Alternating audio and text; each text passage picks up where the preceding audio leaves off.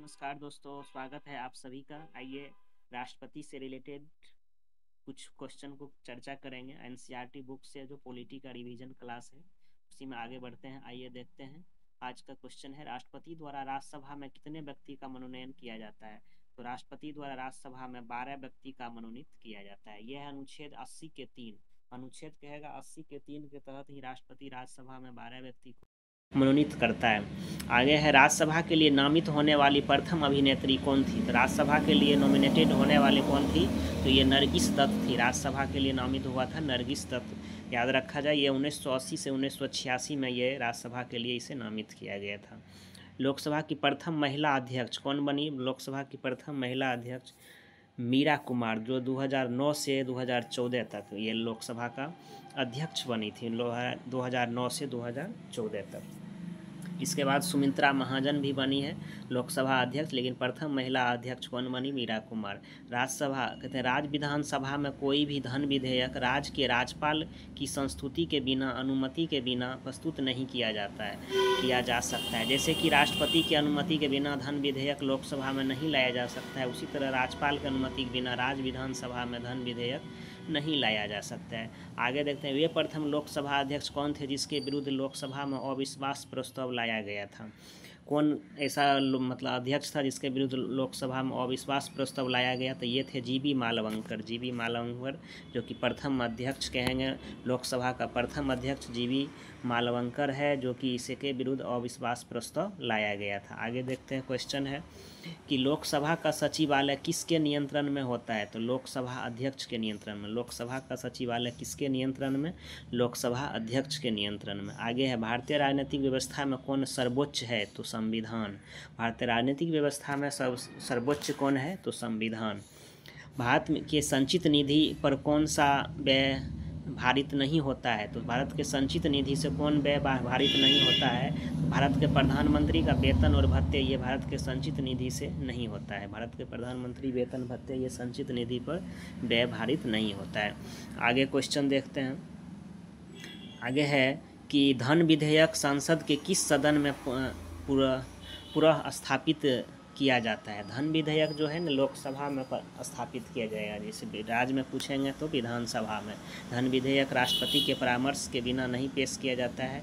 ये राष्ट्रपति परामर्श और आज्ञा देते हैं तब धन विधेयक लाया जाता है। ये लोकसभा में ही प्रथम बार लाया जाता है, लेकिन राज्यसभा के लिए इसे ज़्यादा विशेष अधिकार नहीं है। ये बस 14 दिन तक उसे देख सकते हैं, कुछ पढ़ सकते हैं। ये संशोधन का अधिकार उसको नहीं है। तो लोकसभा धन विधेयक किस में लाया जाता है? तो लोकसभा में लाया जाता है। धन विधेयक राज्य विधानमंडल के किस सदन में प्रस्तुत किया जाएगा? तो केवल विधानसभा में प्रस्तुत किया जाएगा। ऊपर में वहाँ पे लोकसभा में, यहाँ पे विधानसभा में।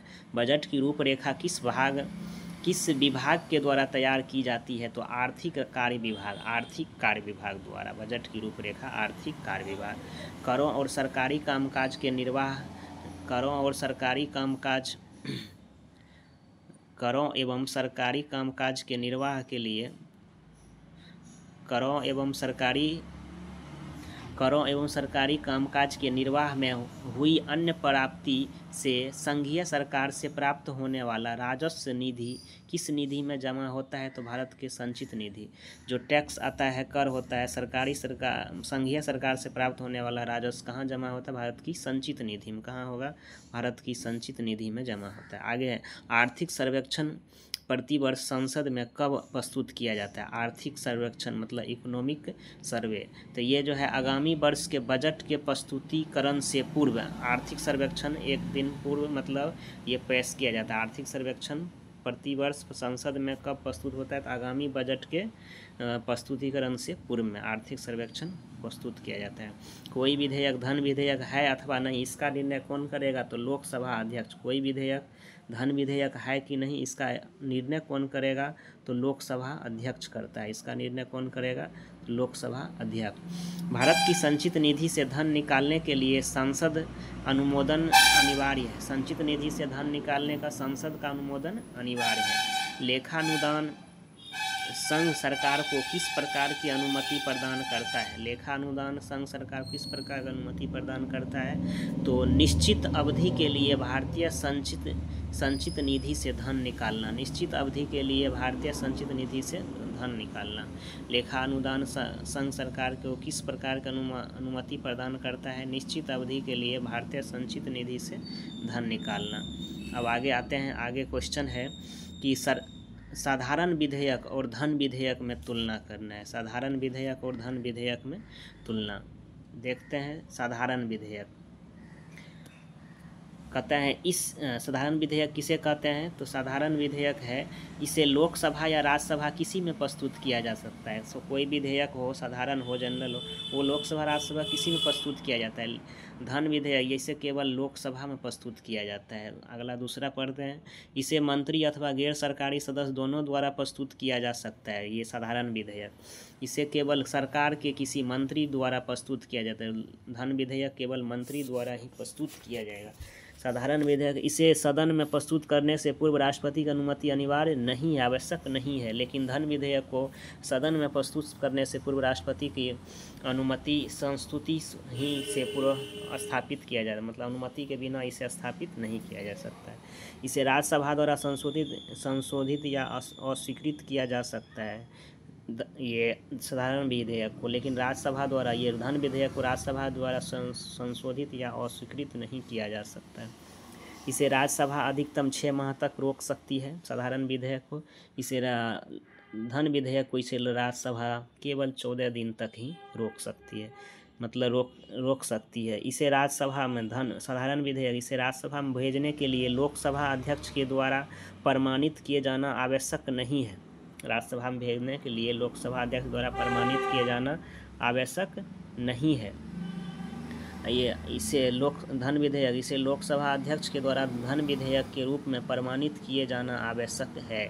आगे है दोनों सदनों में असहमति की स्थिति में राष्ट्रपति दोनों सदनों की संयुक्त बैठक बुला सकता है।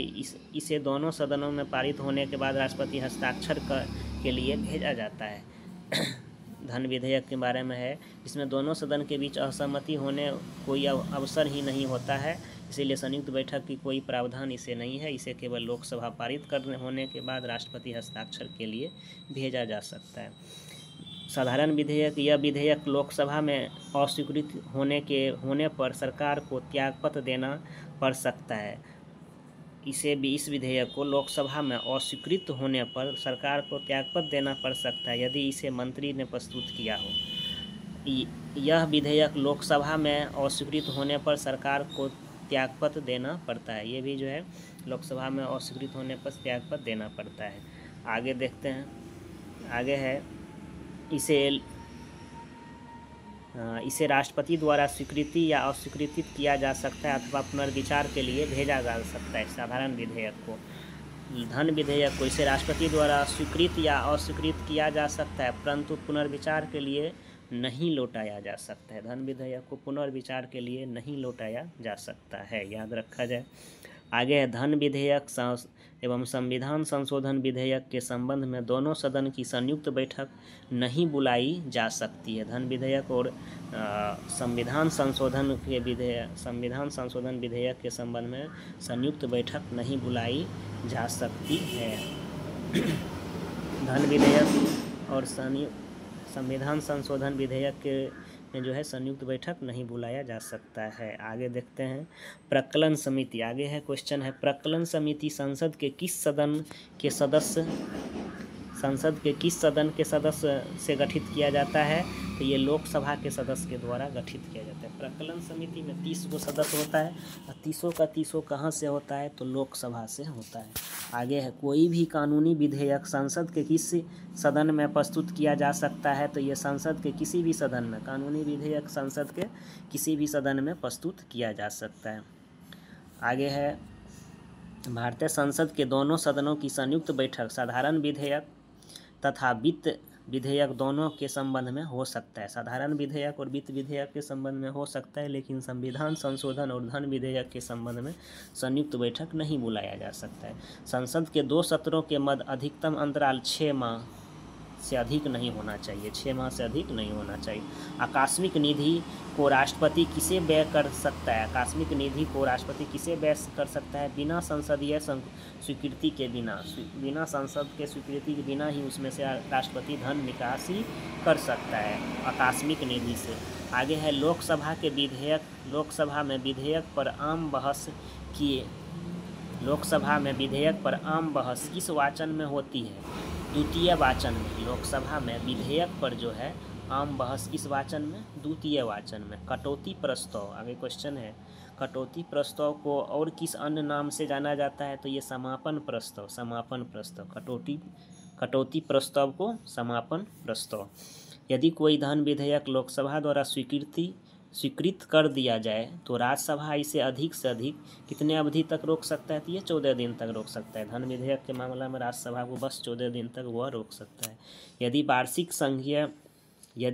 वार्षिक संघीय बजट लोकसभा द्वारा पारित न हो तो प्रधानमंत्री अपनी मंत्रिपरिषद सहित त्यागपत्र दे देता है।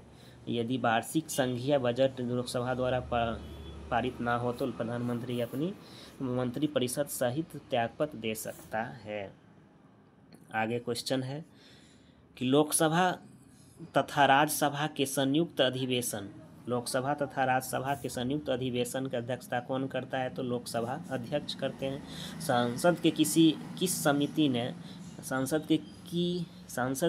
समिति में राज्यसभा प्रतिनिधित्व नहीं होता है? तो प्रकलन समिति में 30 का 30 लोकसभा से होता है, इसीलिए इसमें इसका प्रतिनिधित्व नहीं होता है। अंतर्राष्ट्रीय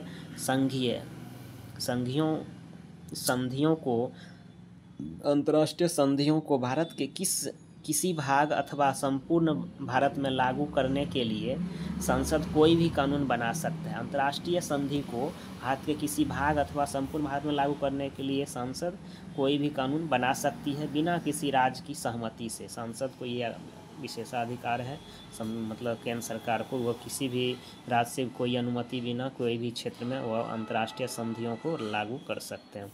संसद की लोकलेखा समिति का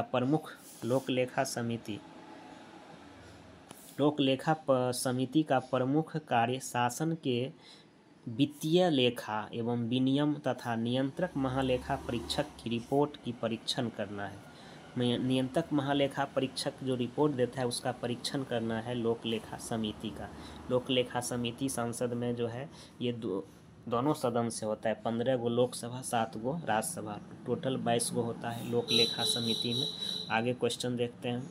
आगे है भारतीय संसद किसके माध्यम से प्रशासन पर नियंत्रण करती है? भारतीय संसद किसके माध्यम से? तो संसदीय समिति के माध्यम से प्रशासन पर नियंत्रण करती है। कहेंगे लोकसभा में क्या गो लोकलेखा समिति में 22 गो सदस्य होता है, 15 गो लोकसभा 7 गो राज्यसभा से। लोकलेखा समिति में 22 गो, 15 गो लोकसभा 7 गो राज्यसभा से। आगे क्वेश्चन है, आगे देखते हैं। वर्तमान में राज्यसभा में कितने सदस्य हैं? तो 245 सदस्य है। वर्तमान में राज्यसभा में कितने सदस्य हैं? तो 245 सदस्य हैं, जिसमें से 225 सदस्य राज्यों से एवं 8 केंद्र शासित 8 सदस्य संघ राज्य क्षेत्र से चुनकर आते हैं और 12 सदस्य जो है राष्ट्रपति द्वारा मनोनीत होता है। अनुच्छेद 80 के 3 के तहत 12 सदस्य राष्ट्रपति द्वारा मनोनीत होते हैं, 8 सदस्य संघ केंद्र शासित क्षेत्र से आते हैं, 225 सदस्य राज्यों से आते हैं। लोकसभा में 245 सदस्य है। सरकार द्वारा लोकसभा में अपना बहुमत सिद्ध करने के लिए कौन सा प्रस्ताव रखा जाता है? तो विश्वास प्रस्ताव। भारतीय संसद के दोनों सदन की संयुक्त बैठक किस विधेयक पर हुई थी? तो दहेज उन्मूलन विधेयक पर वर्ष 1961 में संयुक्त अधिवेशन जो हुए थे, प्रथम संयुक्त बैठक हुआ है 1961 में। अभी तक 3 गो संयुक्त अधिवेशन हो चुका है। पहला हुआ 1961 में दहेज उन्मूलन विधेयक पर 1961 में। आगे क्वेश्चन देखते हैं। लोकलेखा समिति अपनी रिपोर्ट किसे प्रस्तुत करती है? तो लोकसभा अध्यक्ष को। लोकलेखा समिति लोकसभा अध्यक्ष को रिपोर्ट देगी। संसद में लोकलेखा समिति के अध्यक्ष की नियुक्ति लोकसभा लेखा समिति के अध्यक्ष की नियुक्ति किसके द्वारा की जाती है? तो लोकसभा अध्यक्ष के द्वारा। लोक लेखा समिति के अध्यक्ष की नियुक्ति लोकसभा अध्यक्ष के द्वारा। संसद या विधानसभा के किसी भी सदस्य की सदस्यता तब तक समाप्त समझी जाती है जब तक वह सदन के सूचित किए बिना लगातार 60 दिन तक अनुपस्थित रहे। बिना सूचना के अगर 60 दिन तक कोई भी सदस्य अनुपस्थित रहेगा तो उसकी सदस्यता समाप्त समझा जाएगा। आगे है, संसद राज्य सूची के किस विषय पर कानून बना सकती है? राज्य सूची किसी विषय पर कानून बना सकती है यदि राज्यसभा ऐसा संकल्प पारित करती है। संसद राज्य सूची के किसी विषय पर कानून बना सकती है यदि राज्यसभा ऐसा संकल्प पारित करती है। राज्यसभा यदि मंत्री के विरुद्ध विशेषाधिकार प्रस्ताव कब लगाया जा सकता है? किसी मंत्री के विरुद्ध में अगर विशेषाधिकार प्रस्ताव कब लगाया जा सकता है तो ये है जब वह मंत्री किसी मामले के तथ्यों को रोकता है या तथ्यों का गलत वर्णन करता है, तब उसके विरुद्ध विशेषाधिकार प्रस्ताव लगाया जा सकता है। आगे, संसद द्वारा वर्ष 1989 में निर्मित कानून के अनुसार एक नागरिक के वैक्स होने की अनुमति आयु कितनी अब हो गई है? तो 18 वर्ष। ये कहेंगे 61वां संविधान संशोधन के द्वारा 1989 में 21 वर्ष से घटाकर 18 वर्ष कर दिया गया। मतलब कि वैक्स होने के लिए कहेंगे मतदान देने की आयु हो जाएगा 21 वर्ष से घटाकर 18 वर्ष, जो कि राजीव गांधी के सरकार में हुए थे। तब जाके ये जो चुनाव आयोग है वो 3 सदस्य बन गए, पहले एक ही सदस्य थे। आगे देखते हैं, लोकसभा में शून्यकाल की अवधि अधिक से अधिक कितनी हो सकती है? तो 1 घंटा। लोकसभा में शून्यकाल की अवधि कितना हो सकता है? 1 घंटा। आगे, संसद में स्थगन प्रस्ताव को लाने का उद्देश्य क्या है? उद्देश्य है सार्वजनिक महत्व के अति आवश्यक मुद्दे पर बहस करना। स्थगन प्रस्ताव लाने का उद्देश्य है सार्वजनिक हित के अति महत्वपूर्ण अति आवश्यक मुद्दे पर बहस करने के लिए स्थगन प्रस्ताव लाया जाता है।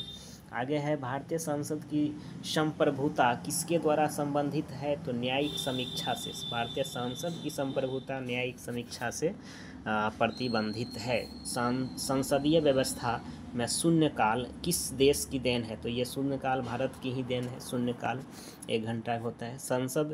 सदन की कार्यवाही प्रथम घंटा क्या कहलाता है? तो प्रश्नकाल। प्रथम घंटा प्रश्नकाल कहलाता है। और लोक लेखा समिति में कितने सदस्य होते हैं? तो 22 गो होता है। 22 गो में 15 गो लोकसभा से, 7 गो राज्यसभा से। इसका अध्यक्ष कौन होता है? विपक्ष के कोई पार्टी से होता है इसका अध्यक्ष। आज का वीडियो हम यहीं पे समाप्त करते हैं। ये राष्ट्रपति से रिलेटेड था। अब आगे चलेंगे न्यायिक व्यवस्था से रिलेटेड वीडियो में। कैसा लगा? लाइक शेयर सब्सक्राइब ज़रूर करें। आप लोग देखते हैं बस लाइक नहीं करते हैं, लाइक ज़रूर करें। Thank you. फिर मिलते हैं अगला वीडियो में। तब तक के लिए धन्यवाद आप सभी।